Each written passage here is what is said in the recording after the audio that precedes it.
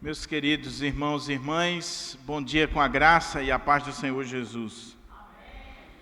Quero convidar a igreja para juntos abrirmos a nossa Bíblia na carta de Paulo aos Gálatas. Carta de Paulo aos Gálatas, capítulo 2, dos versos 1 ao 10. Nós vamos dar sequência à exposição da carta de Paulo aos Gálatas, e desta feita considerando o capítulo 2, versos 1 ao 10, desta carta tão preciosa que tem abençoado as nossas vidas nesta série que estamos ministrando. Diz assim a palavra de Deus: 14 anos depois, subi outra vez a Jerusalém com Barnabé, levando também a Tito. Subi em obediência a uma revelação e lhes expus o evangelho que prego entre os gentios, mas em particular aos que pareciam de maior influência, para de algum modo não correr ou ter corrido em vão. Contudo, nem mesmo Tito, que estava comigo, sendo grego, foi constrangido a circuncidar-se. E isto por causa dos falsos irmãos que se entremeteram com o fim de espreitar a nossa liberdade que temos em Cristo Jesus e reduzir-nos à escravidão, aos quais nem ainda por uma hora nos submetemos, para que a verdade do Evangelho permanecesse entre vós. E quanto àqueles que pareciam ser de maior influência, quais tenham sido outrora, não me interessa. Deus não aceita a aparência do homem. Esses, digo, que pareciam ser alguma coisa, nada me acrescentaram. Antes, pelo contrário, quando viram que o evangelho da incircuncisão me fora confiado, como a Pedro o da circuncisão, pois aquele que operou eficazmente em Pedro para o apostolado da circuncisão, também operou eficazmente em mim para com os gentios. E quando conheceram a graça que me foi dada, Tiago, Cefas e João, que eram reputados colunas, me estenderam a mim e a Barnabé a destra de comunhão, a fim de que nós fôssemos para os gentios e eles para a circuncisão, recomendando-nos somente que nos lembrássemos dos pobres, o que também me esforcei por fazer. Vamos orar ao nosso Deus e vamos pedir a bênção do Senhor sobre nós, que o Senhor possa abençoar a nossa vida, possamos aprender e apreender a sua santa palavra. Pai querido, louvado e engrandecido seja o teu nome. Senhor, eu quero te agradecer por este privilégio, este bendito privilégio de poder abrir a tua palavra e meditar na tua palavra, de poder expor a tua palavra com liberdade, e peço a Deus que o teu Espírito Santo, que inspirou essa palavra, possa agora fazer com que nós venhamos expor essa palavra com fidelidade ao coração da tua igreja. Fala ao nosso coração, Senhor, fala de uma forma toda especial aquilo que nós precisamos e não pura e simplesmente o que nós queremos ouvir. Que as palavras dos meus lábios e o meditar do meu coração sejam agradáveis na tua presença, ó Senhor, rocha minha e redentor meu. Amém. O tema da mensagem nesta manhã, baseado neste capítulo 2, a primeira parte, do verso 1 ao 10, é a verdade do Evangelho e a unidade da igreja, que também é o tema da reflexão do nosso boletim. Eu tive um professor no seminário que marcou muito a nossa vida, e ele constantemente contava um episódio da sua vida, do seu ministério, que era muito interessante.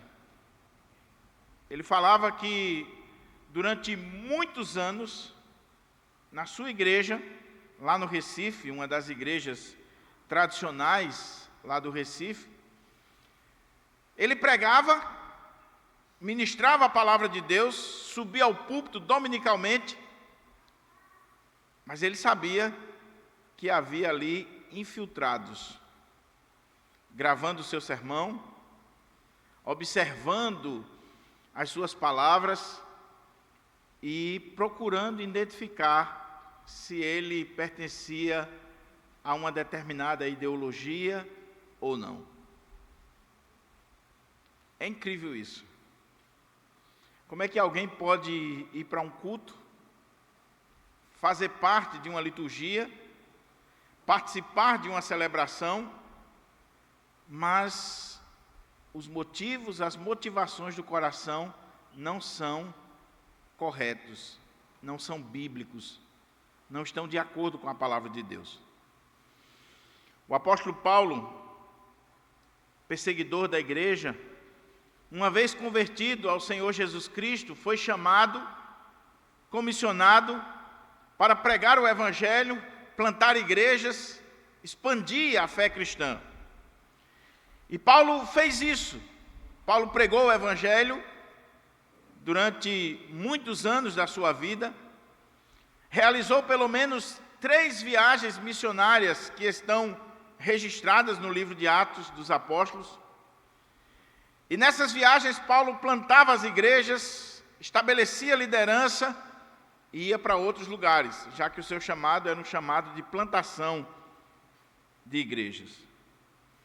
Mas o que é interessante é que Paulo nunca ficou livre dos espiões, dos falsos irmãos, dos falsos mestres, daqueles que se entremeteram ou se intrometiam no contexto da igreja para fiscalizar o ministério de Paulo, para tentar destruir o ministério de Paulo, colocar em descrédito a pregação do apóstolo Paulo.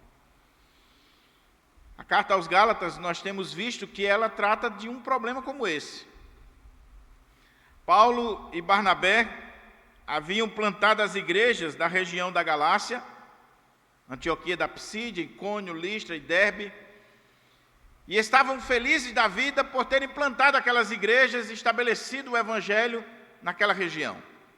Quando eles voltam para Antioquia da Síria, a igreja mãe, a igreja enviadora, eles ficam sabendo que falsos mestres judaizantes haviam se infiltrado naquelas igrejas, naquelas comunidades, e estavam colocando em xeque a pregação e o ministério de Paulo, a vida e a mensagem. Estavam colocando em xeque o evangelho que Paulo pregou, o evangelho da graça, que nós somos salvos única e exclusivamente pela graça de Deus, mediante a obra de Jesus Cristo, e que nós alcançamos essa bênção pela fé em Cristo. E até essa fé é dom de Deus. Paulo havia pregado que nós somos salvos independente da lei. Nós não precisamos guardar a lei para ser salvo. Não, nós somos salvos em Cristo. Mas esses mestres judaizantes, dizendo que vinham da igreja de Jerusalém, dos apóstolos de Jerusalém, chegavam naquelas comunidades e diziam: Paulo não é apóstolo, Paulo não conviveu com Jesus, Paulo não fez parte do colégio apostólico, do grupo dos 12. Paulo está pregando uma mensagem água com açúcar para agradar vocês, para conquistar vocês. Mas Paulo não passa de um falso apóstolo, de um falso pregador, e não deve ter a credibilidade. Ele disse para vocês que vocês são salvos em Cristo, ok, só que ele só contou metade da história. Vocês precisam de Cristo mais a lei. Vocês precisam se tornar judeus, serem circuncidados, guardar o sábado, a dieta religiosa dos judeus, e assim vocês serão salvos.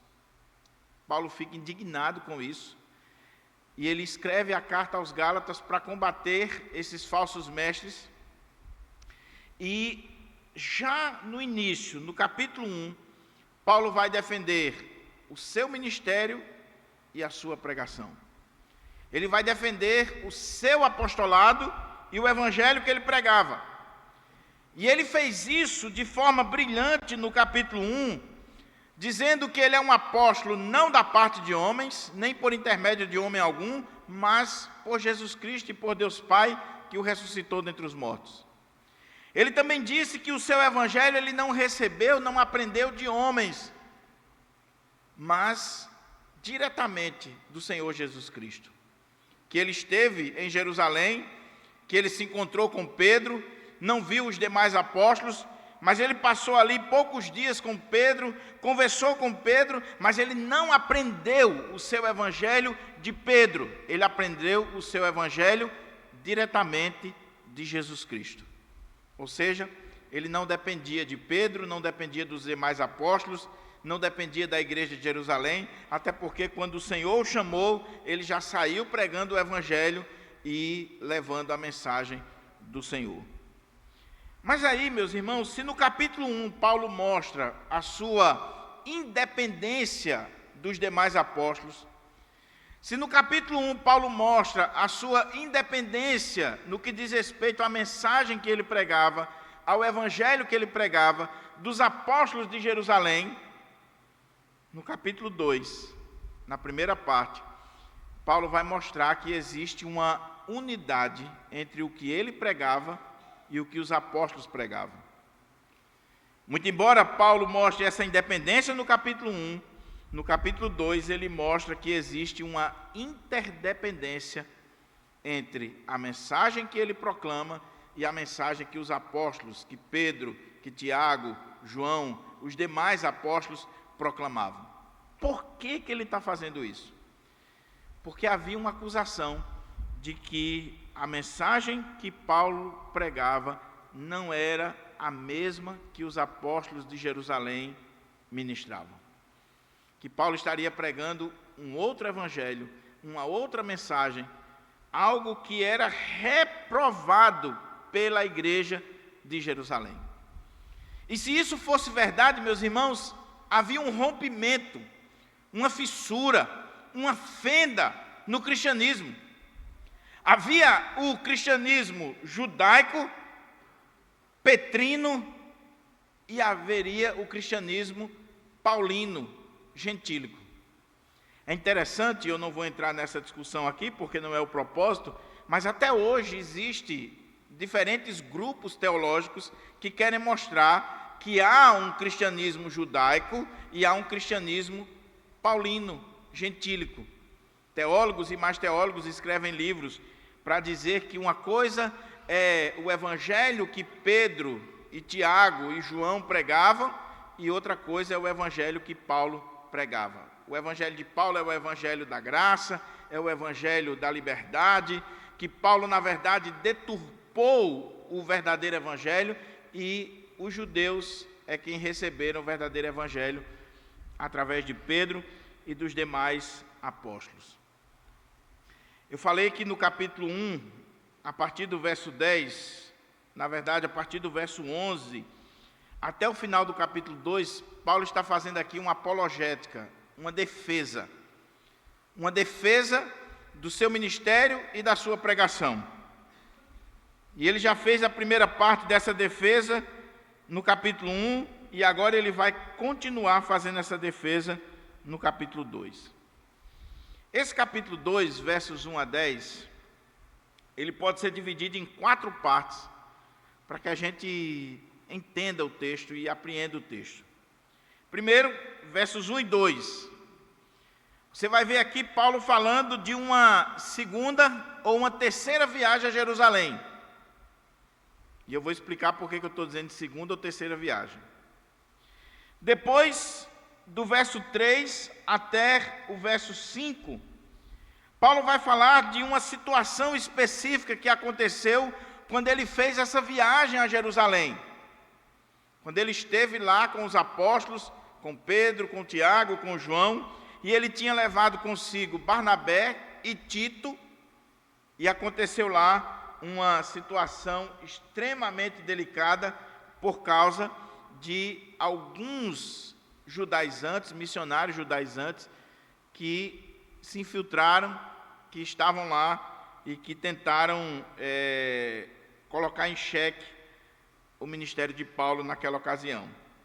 Depois, nós vemos do verso 6 até o verso 9, Paulo mostrando que existe uma unidade entre o que ele pregava e o que os apóstolos pregavam, a tal ponto de os apóstolos, quando ouviram a exposição do evangelho que Paulo pregava, eles deram a destra de comunhão para Paulo.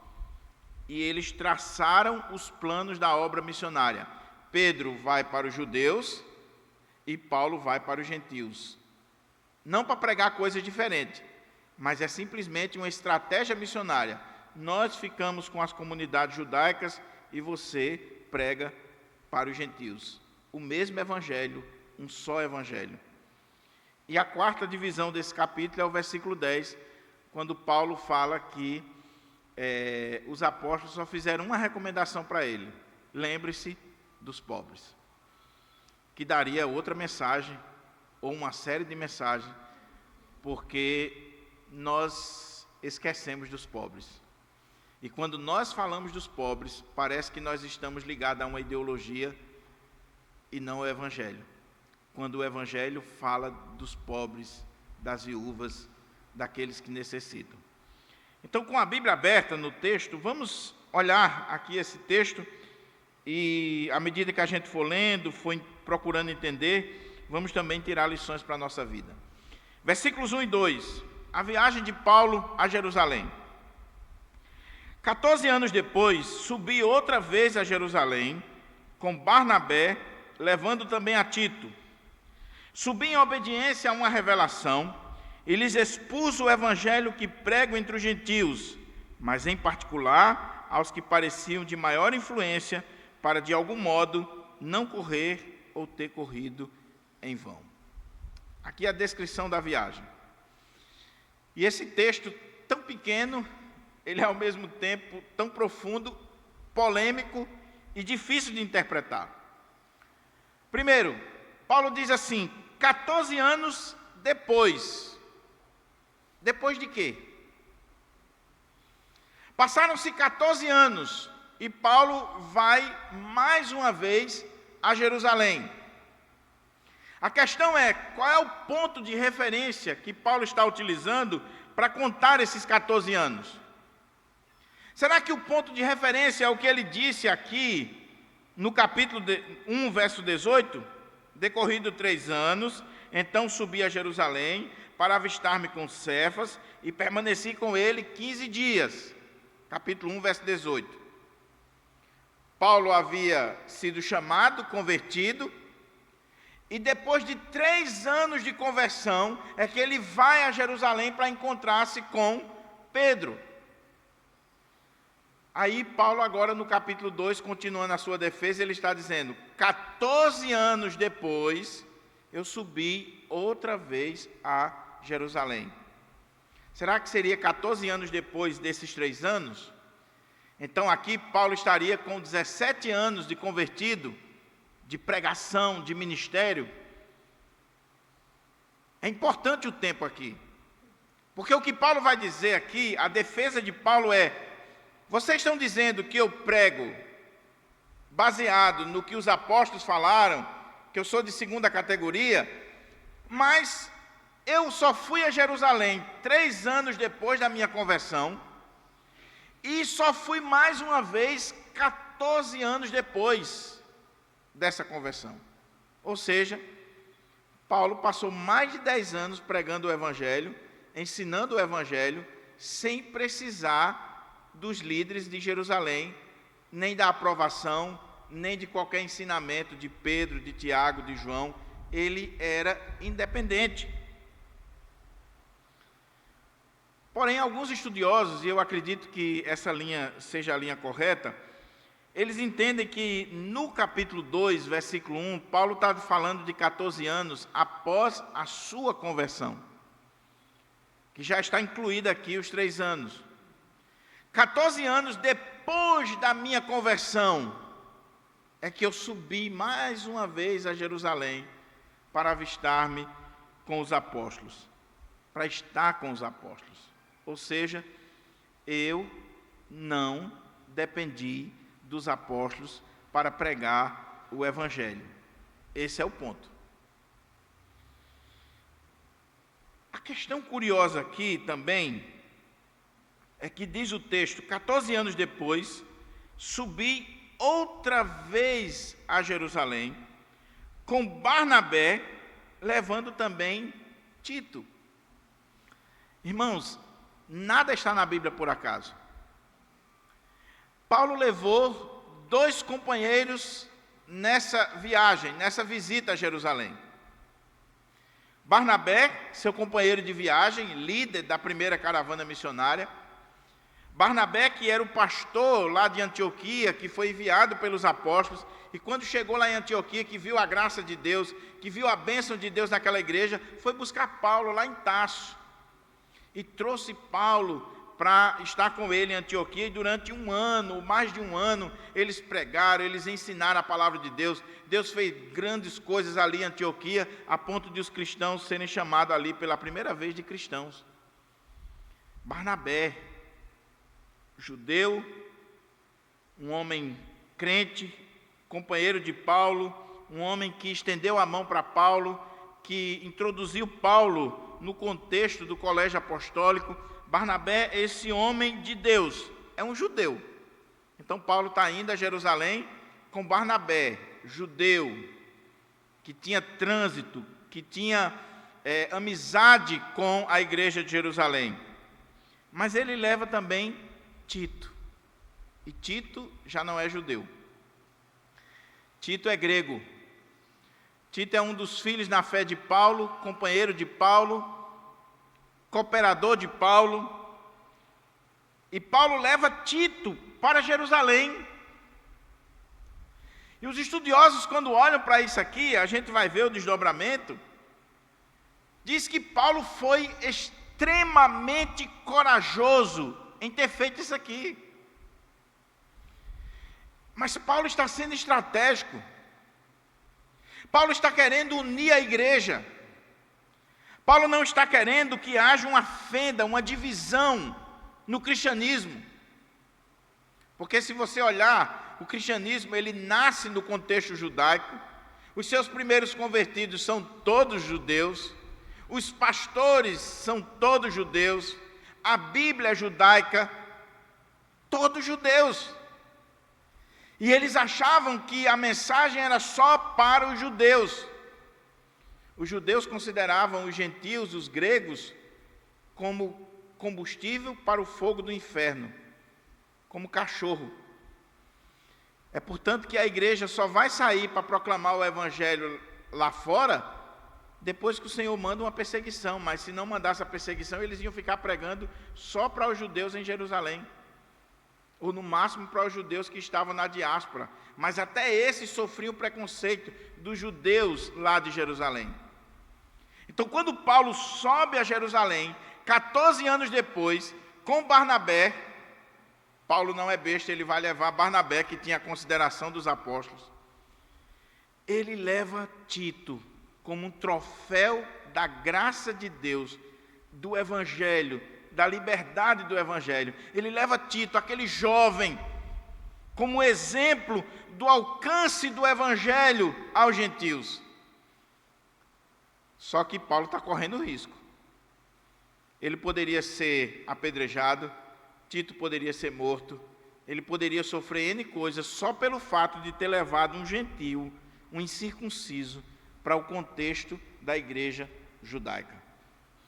A questão é, como é que a igreja iria receber um gentio no meio dela? Como é que os líderes judeus, Pedro, Tiago, João, os demais, iriam olhar para um gentio no contexto daquela comunidade judaica? Como é que eles iriam observar? Qual seria o comportamento? Qual seria a recepção? Mas aí Paulo diz, 14 anos depois, subi outra vez a Jerusalém, com Barnabé, levando também Tito. Subi em obediência a uma revelação. Aqui é outra dificuldade desse texto. Por quê? Que revelação foi essa? Quando foi isso? Quando foi essa viagem? Qual é essa viagem? Quando a gente lê Atos dos Apóstolos, nós vemos que Paulo foi a Jerusalém durante a sua vida, durante o seu ministério, pelo menos 4 ou 5 vezes. Qual dessas viagens é essa que Paulo está falando aqui? A primeira, 3 anos depois de convertido.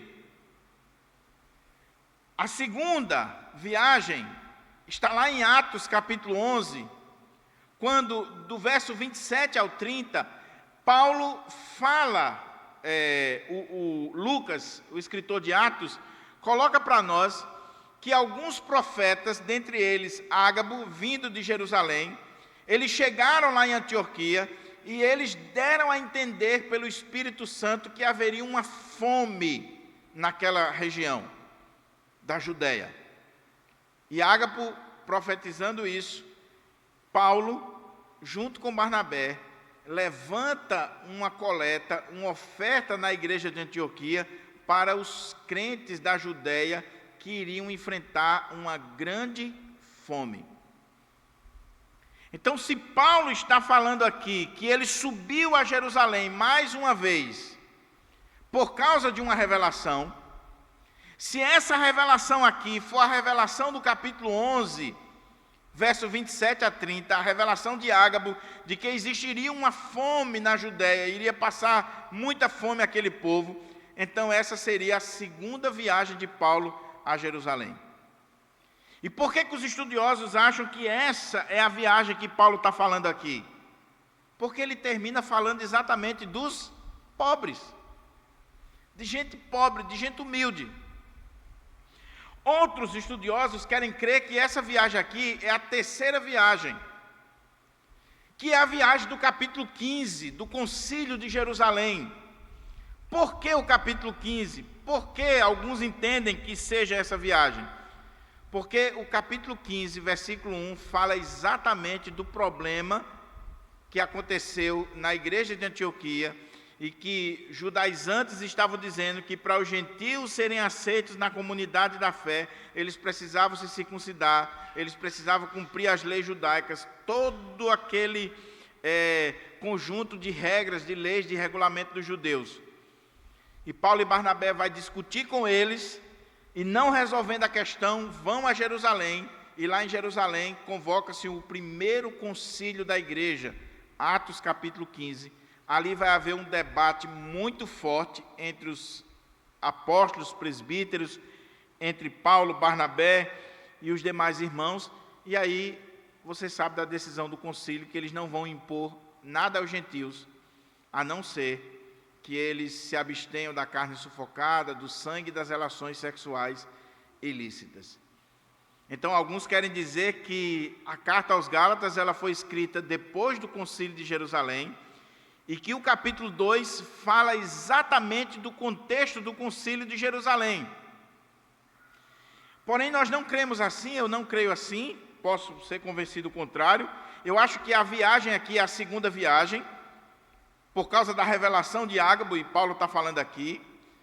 Também não creio que seja a viagem do concílio, porque depois nós vamos ver aqui que Paulo, na segunda parte do capítulo 2, Paulo vai repreender a Pedro quando Pedro vem a Antioquia e se comporta de forma repreensível. Pedro estava lá com os gentios, e quando chegaram os judeus, Pedro estava no churrasco lá comendo uma carninha de porco, um chouriço, e aí quando chegou a galera de Jerusalém, Pedro saiu fora. E aí Paulo vai repreender a Pedro diante de todos. Então, Calvino, por exemplo, diz que não pode ser o contexto do concílio, porque seria inadmissível que Pedro, após o concílio de Jerusalém, ainda tivesse um comportamento desse. Então, provavelmente, a viagem que Paulo está falando aqui não tem nada a ver com o concílio, capítulo 15, tem a ver com o capítulo 11, a revelação de Ágabo com relação à fome. Então Paulo diz, 14 anos depois subi outra vez a Jerusalém, com Barnabé, levando também a Tito. Subi em obediência a uma revelação. Talvez essa revelação de Ágabo, ou uma revelação particular. O Senhor chegou e disse, Paulo, eu quero que você vá agora a Jerusalém, e que você mostre para os apóstolos lá em Jerusalém, para a igreja de Jerusalém, a igreja mãe, a primeira igreja, a liderança da igreja, o evangelho que você prega. Aqui se levanta um problema sério. É possível ainda termos revelações desse tipo? Paulo subiu de acordo com uma revelação. Deus guiava, Deus falava. Ágabo e os profetas se levantaram e profetizaram e disseram: olha, vai haver uma fome muito grande. E aí a igreja se mobiliza para levantar uma oferta para os judeus. Aqui, meus irmãos, há uma polêmica, sobretudo entre nós, os reformados. Porque alguns mais radicais, e o termo teológico seria os cessacionistas, eles vão, à luz do que diz a nossa confissão de fé, no primeiro capítulo, de que aqueles antigos modos de Deus falar, de Deus agir, como por exemplo sonhos, visões, revelações, eles cessaram. Então, os cessacionistas e aqueles que leem a nossa confissão de fé e que são bem reformados, talvez até mais reformados do que os reformadores, eles dizem: não há mais revelação hoje. Deus só fala pela Bíblia. É Bíblia e acabou. Toda a revelação de Deus está nas Escrituras. Quando o cânon foi fechado, e eles interpretam o texto lá de 1 Coríntios, quando vier o que é perfeito, como sendo o cânon. Então eles dizem, quando o cânon foi fechado, quando a lista dos livros foram fechadas, então Deus agora só fala pela Bíblia. Quer ouvir Deus falar? Lê a Bíblia. Quer ouvir Deus falar em voz alta? Lê a Bíblia em voz alta. Então não venha com história de revelação e tal. Existe essa linha. Existe outra linha, e eu não tenho nenhum problema de dizer que eu pertenço a ela, que acredita que Deus fala pela Bíblia. Sim, a Bíblia é o registro da revelação de Deus, é a palavra de Deus, infalível, inerrante, suficiente. Eu creio nas Escrituras. Mas eu creio também que Deus fala na natureza, como diz o texto lá de Salmo 19, ele não parou de falar pela natureza. E Deus fala individualmente e particularmente com cada um de nós. Deus dirige a nossa vida. Agora, qual é o ponto aqui? E eu achei muito interessante, pesquisando, uma postura do reverendo Augusto Nicodemos, muito equilibrada nesse aspecto. O ponto aqui é, as revelações particulares, o próprio nome já diz, é particular. A única revelação normativa para a igreja, ou revelação geral para a igreja, está nas Sagradas Escrituras. O que Deus quer da igreja, o que Deus quer do rebanho, o que Deus quer para dirigir o seu povo está revelado nas Escrituras. Mas não significa dizer que Deus não possa falar especificamente, particularmente comigo, seja através da Bíblia, seja através de um hino, seja através de uma pessoa que Ele levanta para me exortar. Agora, essa revelação, ela é particular e ela não é normativa para a igreja. De tal maneira que se alguém disser, eu tenho uma revelação aqui para a igreja, não, meu querido, a revelação para a igreja está aqui, na Sagrada Escritura. Agora que Deus fala, fala. Eu tive o privilégio de ministrar ontem, antes de ontem, no Tribunal de Justiça aqui do Estado, na sede do tribunal. E eu fui pregar lá num evento de comemoração de final de ano dos servidores da casa, dos colaboradores, mais de 600 pessoas. E eu falei no momento da manhã e da tarde. E em um dos momentos aconteceu algo extremamente impactante, que eu não creio que foi o capeta. Mas tem alguns que parece que o capeta pode falar, Deus não.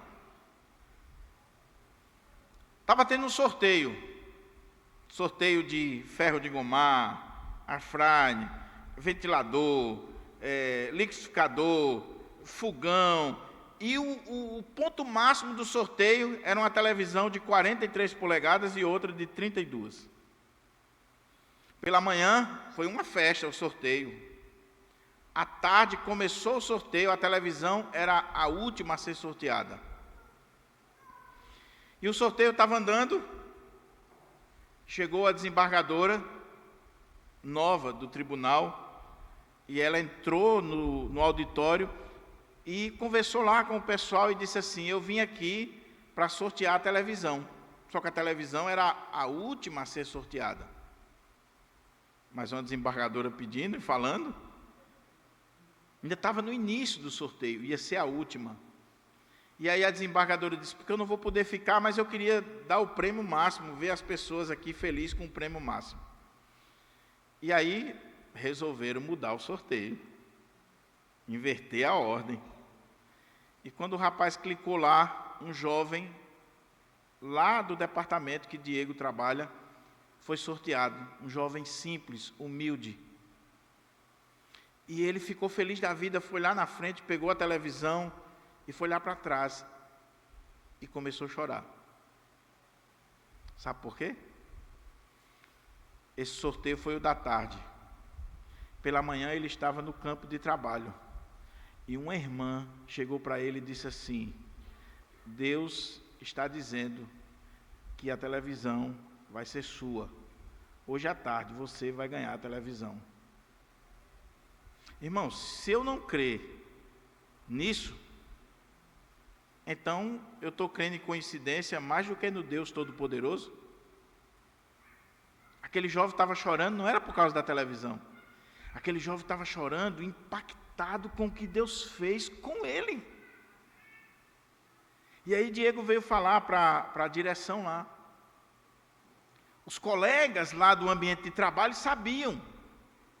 Porque a irmã falou da parte de Deus. Não foi revelação de bucho inchado, não foi conversa fiada, não foi tem alguém doente aqui, não foi olha, Deus vai fazer algo na tua vida, Deus vai te abençoar, Deus vai abrir uma porta. Não. Quando é Deus falando, tem nome, tem endereço, é algo certo. E a irmã chegou para aquele jovem e disse: olha, vou profetizar para você, Deus está falando no meu coração que a televisão vai ser sua. E quando Deus fala, Deus inverte a ordem do sorteio, Deus traz uma desembargadora lá do gabinete dela para vir pedir para mudar a ordem. Deus move céu e terra para cumprir a sua palavra. A sua palavra. Paulo diz: 14 anos depois, subi outra vez a Jerusalém com Barnabé, levando também a Tito. Subi em obediência a uma revelação e lhes expus o evangelho que prego entre os gentios, mas em particular aos que pareciam de maior influência, para de algum modo não correr ou ter corrido em vão. O que estava acontecendo? O murmurinho estava lá nas comunidades, na igreja de Antioquia. O evangelho que Paulo prega é diferente do evangelho da igreja de Jerusalém, da igreja mãe, dos pais, das colunas da igreja. Então Paulo vai a Jerusalém, procura os que pareciam de maior influência, os colunas, Pedro, Tiago e João, os cabeças da igreja. Paulo não foi lá para expor o evangelho para todo mundo, Paulo é estratégico. Paulo foi lá e procurou os de maiores influência, Pedro, Tiago e João, os colunas da igreja, e expôs para ele o evangelho que ele pregava. E a questão de Paulo é, para que eu não possa ter corrido ou correr em vão. Por quê? Porque se havia uma fissura na igreja, se o evangelho que Pedro, Tiago e João e a igreja de Jerusalém pregava era diferente do de Paulo, se há essa rachadura na igreja, a igreja está à beira da destruição. Se as lideranças estão divididas, a igreja vai se dividir, ela vai se destruir. Então Paulo diz: eu fui a Jerusalém, e eu cheguei lá, e eu expus o evangelho que prego. Detalhe, Paulo não era obrigado a fazer isso. Paulo não foi convocado por Pedro, nem pela igreja de Jerusalém. Eles sabiam que Paulo estava pregando o evangelho há 14 anos. Mas a igreja não mandou chamar Paulo. pediu uma audiência com Paulo. Foi Deus que revelou a Paulo que Paulo fosse lá para que promovesse a unidade da igreja, acabasse com a fofoca de que o que ele pregava era diferente do que os apóstolos de Jerusalém pregavam. Então essa é a viagem. E Paulo disse: eu fui para não correr em vão, para de repente, 14 anos de serviço, ser jogado por água abaixo, porque a igreja de Jerusalém não concorda comigo. Aí entra a segunda parte do texto. Contudo, olha que coisa, Paulo vai a Jerusalém, encontra-se com os colunas da igreja, com as pessoas de maior influência na igreja, expõe o evangelho que ele prega. Paulo vai para lá, dá o relatório do que ele ensinou nas igrejas, nas viagens missionárias. Contudo, nem mesmo Tito, que estava comigo, sendo grego, foi constrangido a circuncidar-se. E isto por causa dos falsos irmãos que se entremeteram com o fim de espreitar a nossa liberdade que temos em Cristo Jesus e reduzir-nos à escravidão, aos quais nem ainda por uma hora nos submetemos, para que a verdade do Evangelho permanecesse entre vós. Paulo chegou lá em Jerusalém, começou a expor o Evangelho para as colunas da igreja, os de maior influência, que ele vai citar depois. E quando ele está lá, esses missionários, esses falsos mestres judaizantes, esses que haviam se infiltrado na igreja, mas que não eram cristãos de verdade, eram falsos irmãos, eram cristãos nominais, eles levantaram um problema. Qual foi o problema? Olha, Paulo, você está expondo aí o evangelho que você prega, e esse rapaz aqui que está com você, Tito, que é grego, que é gentil, ele já foi circuncidado? Ele guarda a lei? Paulo, com certeza, respondeu: não. Como assim ele não foi circuncidado? Então significa dizer que você é contrário ao Antigo Testamento? Significa dizer que você é contrário a Moisés, que nos deu a lei? Você que é fariseu, você que foi instruído na lei? Então quer dizer que você não está ensinando a lei nas igrejas, nas comunidades que você plantou, Paulo?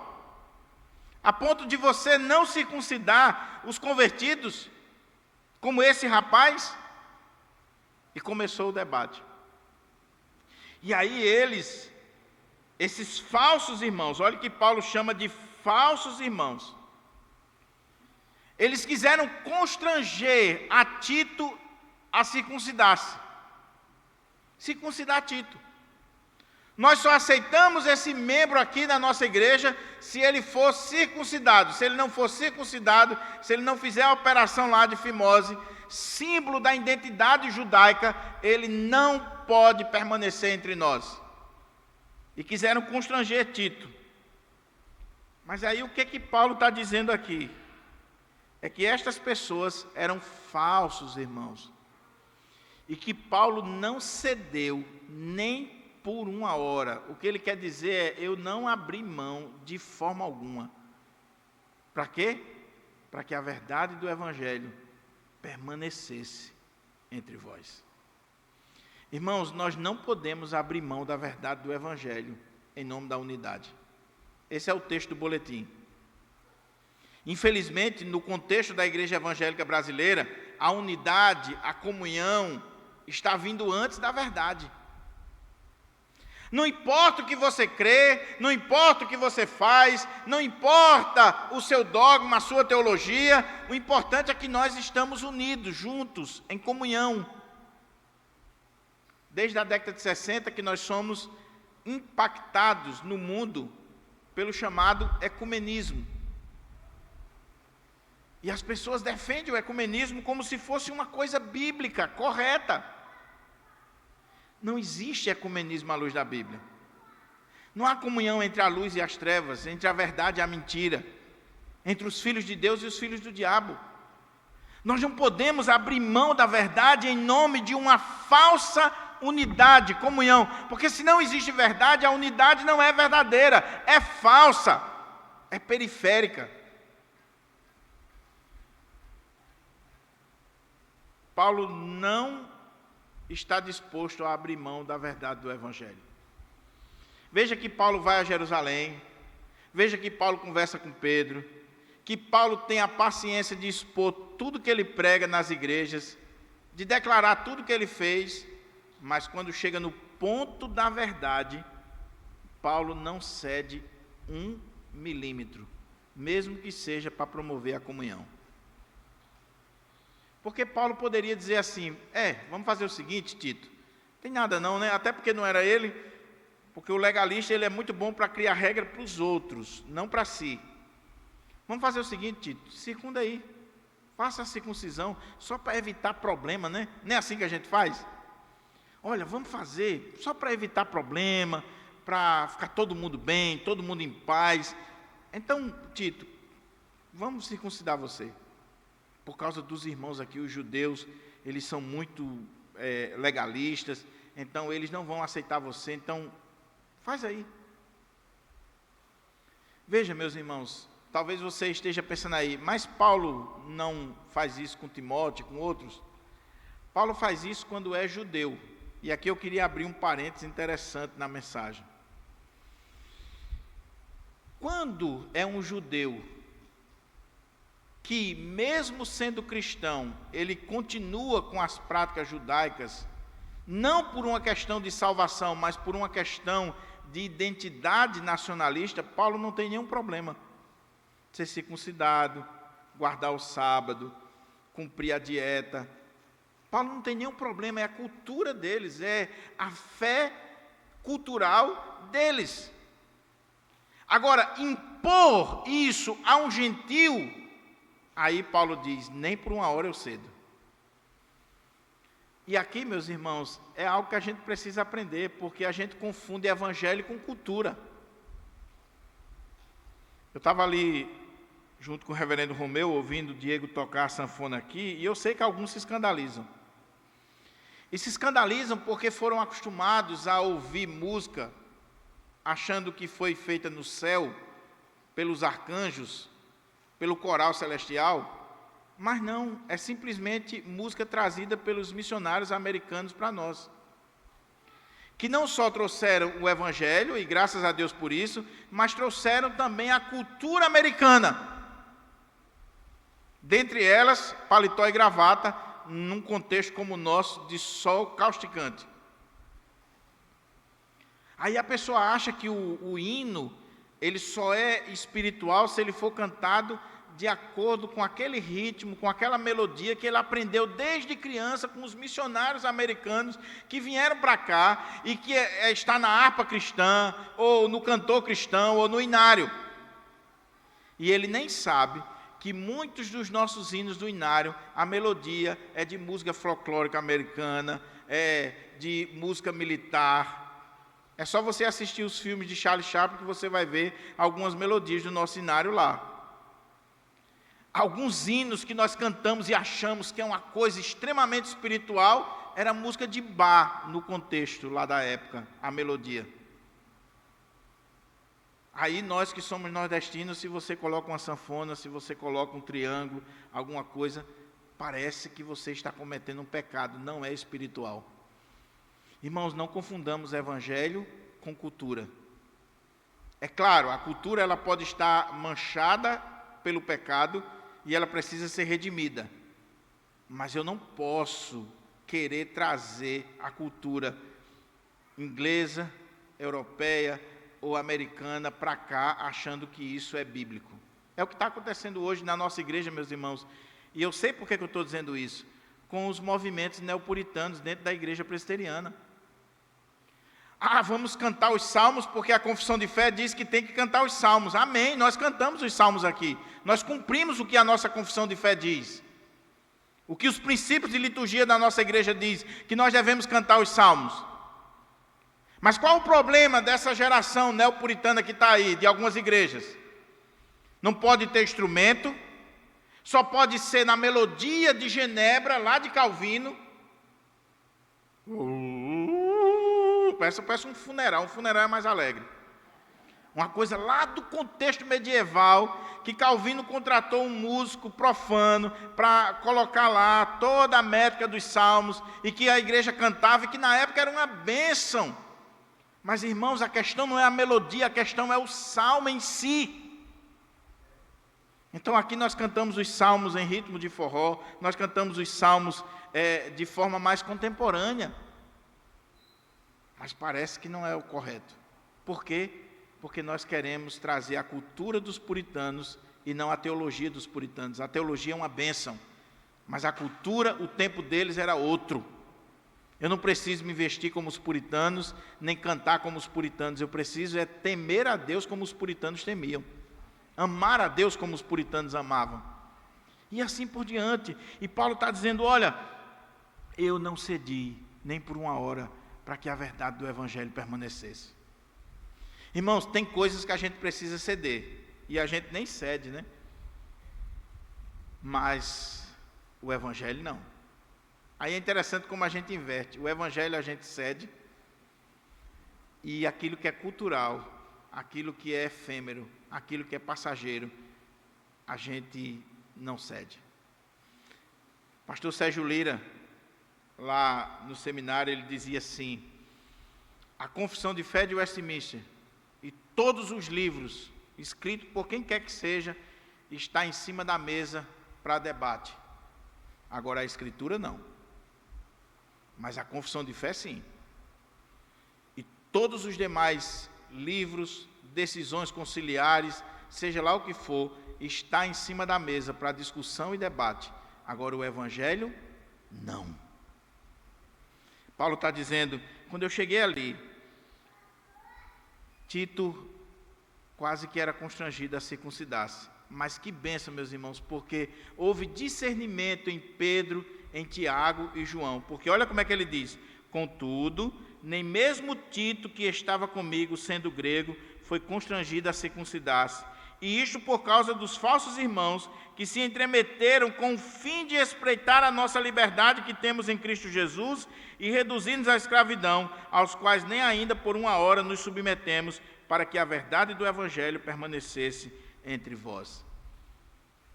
Os falsos irmãos, os legalistas, aqueles que são puritanos no sentido negativo do termo, os espirituais das igrejas, eles têm essas características aqui que Paulo está colocando.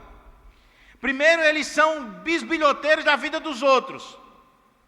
E, meus irmãos, eu já falei isso aqui, por favor, deixa a vida do outro em paz, principalmente a vida da liderança da igreja.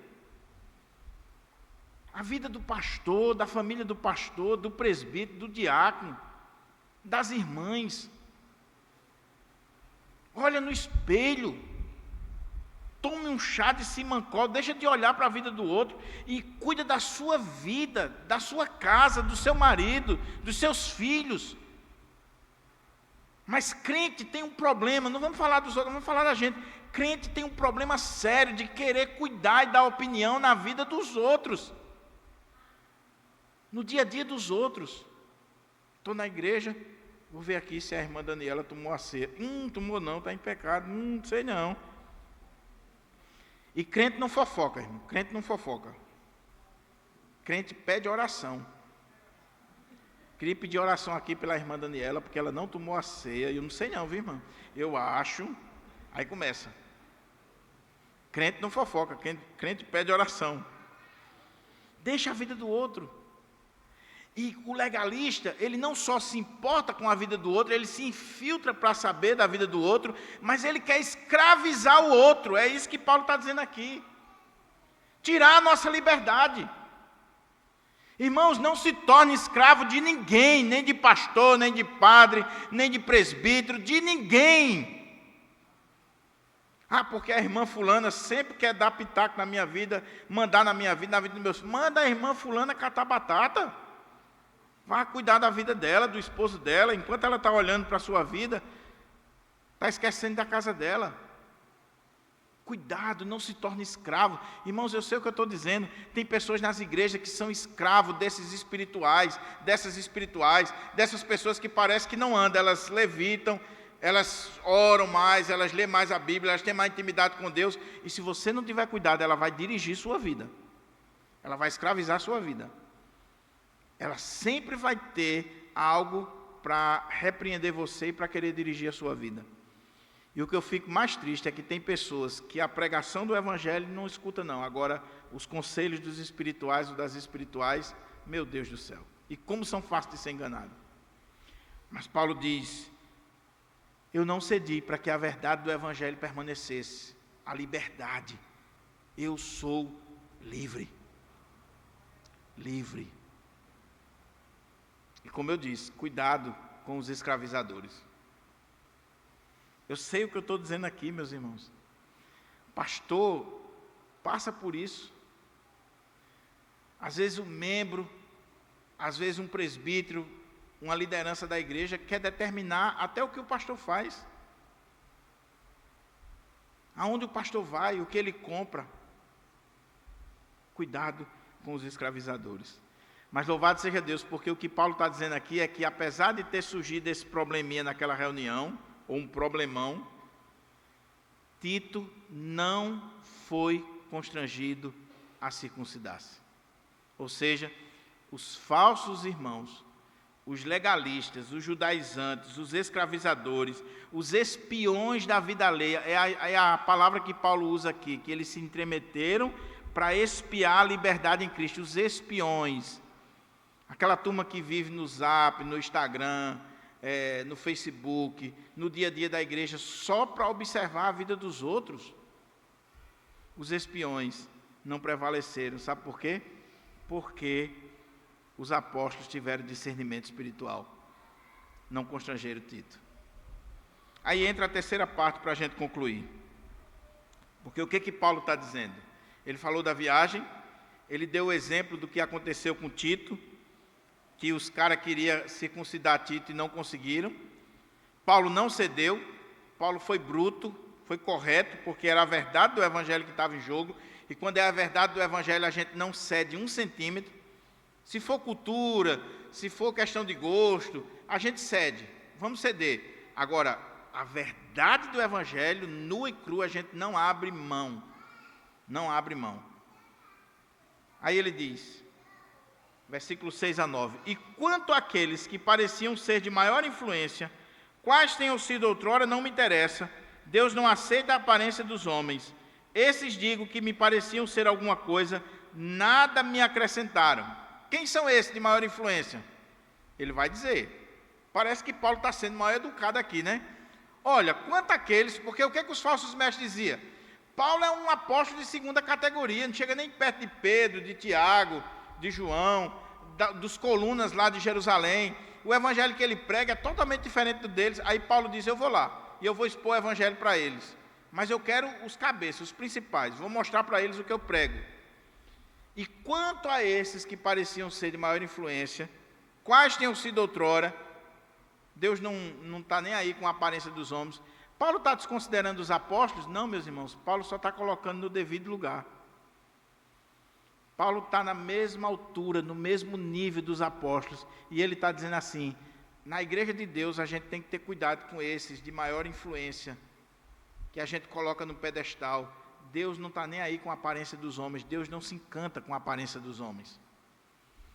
É portanto que ele já tinha dito antes, ainda que eu, que nós, ou mesmo um anjo vindo do céu, venha aqui e pregue outro evangelho, seja anátema. Pode ser Pedro, pode ser Paulo, pode ser quem for, seja anátema.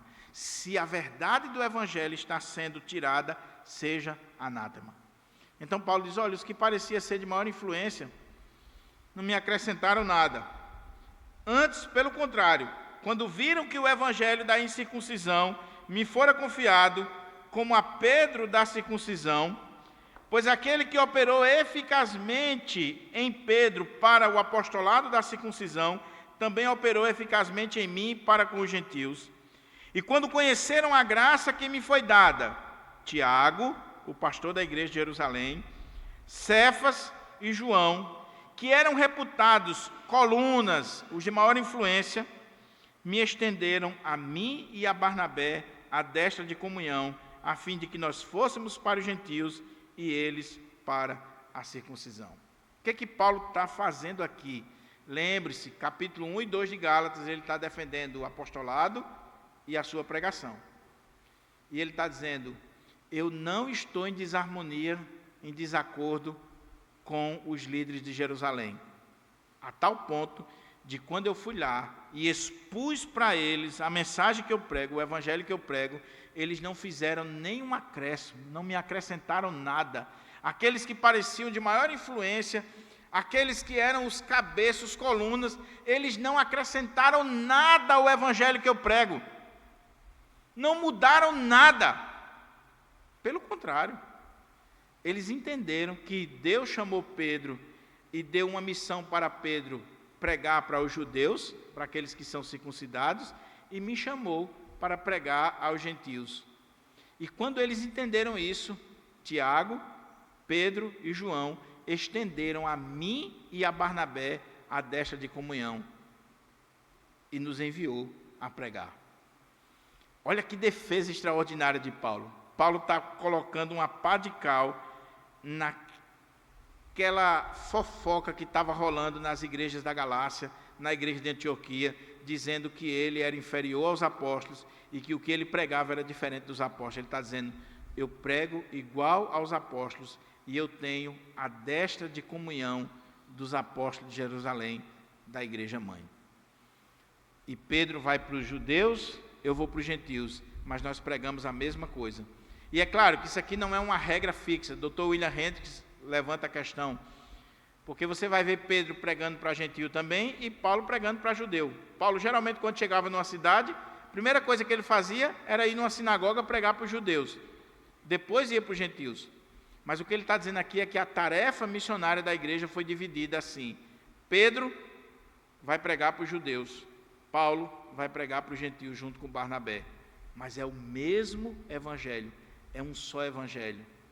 É que Cristo veio, ele viveu, ele morreu, ele ressuscitou, ele subiu ao céu, ele voltará, ele pagou o preço pelos nossos pecados. Era isso que Pedro pregava e que Paulo pregava.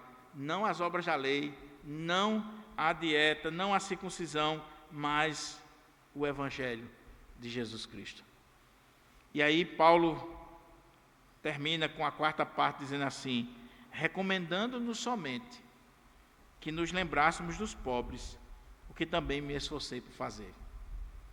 O que os apóstolos lá em Jerusalém, os colunas, a liderança disse para Paulo foi, Paulo e Barnabé, vocês não precisam mudar nada no conteúdo da pregação de vocês. Agora, lembre-se dos pobres, lembre-se dos humildes, lembre-se dos necessitados. E aqui, provavelmente, ele está fazendo referência exatamente aos pobres da Judéia, a fome, a miséria que estava vindo sobre os pobres da Judéia, sobretudo em Jerusalém. E Paulo diz, eu me esforcei por fazer. Sabe por quê, irmãos? E aqui, como eu disse, é outra mensagem, mas aí Romeu prega à noite. Ele dá sequência à noite aqui, falando sobre essa parte. Até porque ele tem essa veia mais Francisco de Assis do que eu. Então, olha o que o texto está dizendo. Paulo, Barnabé, prega o Evangelho. Prega o Evangelho. E o que é o Evangelho? É Cristo. É Cristo. O Cristo que veio, que morreu para nos resgatar deste mundo perdido. Mas Paulo não fica só na dimensão teológica, espiritual. Não adianta você estar falando de justificação, de eleição, de predestinação, de novo nascimento, de todas as doutrinas bíblicas que são maravilhosas e devem ser pregadas. Mas tem gente passando fome. Ele precisa saber que Jesus é o Salvador. Ele precisa saber que ele é justificado somente pela fé. Ele precisa aprender que Jesus morreu por ele, para resgatá-lo desse mundo perverso. Mas ele precisa também do pão de cada dia, do pão na mesa, do leite para os seus filhos. E aí, meus irmãos, é a dimensão que a gente não pode ter essa contradição, é porque nós ou vamos para um extremo ou para outro. É evangelização e ação social. É a pregação do Evangelho e o estender a mão ao necessitado, ao pobre, à viúva, ao órfão. Por isso que a igreja do Senhor, ela sempre fez obra social, sem deixar de pregar o Evangelho. O problema são os extremos. O problema da teologia da libertação é que começou a pregar de que o céu é aqui, de que a salvação é a libertação da opressão social, e isso veio para o contexto evangélico com a chamada missão integral. Então, eu já ouvi em congresso de missão integral o cara dizer assim: muito mais importante do que plantar uma igreja é abrir uma clínica odontológica. Mentira! Porque você pode abrir uma clínica, um hospital, fazer obra social, fazer tudo. Se você não pregar o Evangelho, essa pessoa vai para o inferno. Agora, também eu preciso ter uma igreja que prega o Evangelho, que prega Cristo, salvação em Cristo, mas eu preciso estender a mão. E eu preciso matar a fome do necessitado. Eu preciso levar a roupa. Eu preciso levar o tratamento odontológico. Eu preciso socorrer. E a igreja brasileira, ela ou vai para um extremo ou para outro. Ou ela se transforma numa ONG, ou ela se transforma simplesmente num seminário que fica dia após dia discutindo quantos anjos cabem na cabeça de um alfinete, enquanto o povo está passando fome também. Que Deus nos dê a graça, meus irmãos, da igreja do Pirangi, ser uma igreja forte teologicamente, forte doutrinariamente, que não abre mão do Evangelho, não abre mão da verdade do Evangelho, da pregação em Cristo, mas ao mesmo tempo uma igreja que socorre os seus necessitados, que estende a mão, recomendando que nos lembrássemos dos pobres, o que também me esforcei por fazer. Porque lembrar do rico, todos nós lembramos. Rico ganha presente sem precisar. Agora, lembrar do pobre é difícil. Precisamos lembrar dos pobres. E Paulo diz: eu me esforcei por fazer. E se o capítulo 2 tem a ver com a revelação do capítulo 11 de Atos, de Ágabo, Paulo está fazendo exatamente isso. Ele levantou uma oferta em Antioquia, ele veio para Jerusalém dar a oferta, e quando ele chegou lá, teve esse encontro, teve a situação de Tito, teve todo esse momento aqui, mas que foi importante para a pregação do Evangelho. Eu concluo com apenas algumas aplicações para a gente orar. Primeira lição que a gente pode tirar desse texto, meus irmãos, é a importância da liderança estar unida, em comunhão. Meu querido irmão, minha querida irmã, ore pela liderança da igreja. Ore pelos pastores, pelos presbíteros, pelos diáconos, pelos oficiais da igreja. Ore pelo pastor titular da igreja, pelo pastor auxiliar, para que essa liderança esteja em comunhão, em unidade. Porque se a liderança estiver dividida, a igreja vai se dividir. Se o diabo conseguir colocar uma fenda na liderança, ele destrói a igreja. Então ore, meus irmãos. Os maiores problemas das nossas igrejas estão na liderança. Na liderança. Quando a liderança não vai bem, a igreja não vai bem. Há um mal nas igrejas presbiterianas, que é a relação entre pastor e copastor, entre pastor e presbíteros. Há uma briga. E a gente precisa pedir misericórdia a Deus. Senhor, tem misericórdia. Une o teu povo, une a liderança. Então, peça a Deus para a liderança estar unida, para a liderança estar junta, para não haver fissura, rachadura. Paulo estava unido com Pedro, com Tiago, com João, com os apóstolos lá de Jerusalém. A igreja estava unida a partir da sua liderança. Quando a liderança está unida, a igreja vai estar unida. E deixa eu fazer uma observação aqui, irmãos, que você sabe que nesses 13 anos que eu estou aqui, é olho no olho, muito embora eu nunca dissesse essa expressão como o Romeu diz, né? Mas ainda bem que ele diz. Meu querido irmão, por favor, não queira colocar divisão entre eu e Romeu, ou entre eu e os presbíteros, ou vice-versa. Se você tem alguma coisa para falar de mim, venha falar comigo. Não precisa você ir falar com Romeu, não. nem você ir aos presbíteros individualmente para tentar criar um problema no conselho da igreja. Se você tem alguma coisa com Romeu, fale com ele. Você tem liberdade para falar com ele, é seu pastor. É pastor da igreja. Mas não tente colocar o presbítero Rodrigo, o presbítero Tiago, o presbítero Hugo agora que está entrando, contra. Tem pessoas que têm essa facilidade, irmãos, de criar a fissura na liderança. A liderança está bem. Aí vem o falso irmão e coloca uma brecha ali no meio. Que Deus tenha misericórdia de nós. Eu não sei quantos anos o pastor Romeu vai passar aqui, mas a minha oração e a dele é que a gente não caia no jogo que muitas vezes as igrejas fazem. Às vezes até sem querer, mas faz. E eu tenho conversado com o Romeu. A gente conversa, a gente ora junto, a gente abre o coração. Nós somos irmãos, nós somos amigos. O Romeu é diferente de mim, eu sou diferente dele. Temos às vezes perspectiva diferente de ministério. Muita coisa eu não concordo nele, ele também não concorda em mim. Mas ele não é herege, eu não sou herege. E a igreja tem que ter perspectivas diferentes, sim, porque o reino de Deus é multiforme graça. Mas não coloque uma fissura na amizade. Eu sou amigo do presbítero Tiago, presbítero Rodrigo, de Hugo. Então, ore, irmãos, e promova. Seja construtor de pontes, não de muros. Você está vendo que os presbíteros estão meio assim? Você viu que o reverendo Romeu e o reverendo Diogo estão meio assim? Construa uma ponte entre os dois, não um muro. Segunda coisa. Sabe o que esse texto nos ensina? O valor do evangelho, do verdadeiro evangelho. Não abra mão do evangelho, querido. O evangelho é Cristo, Cristo crucificado.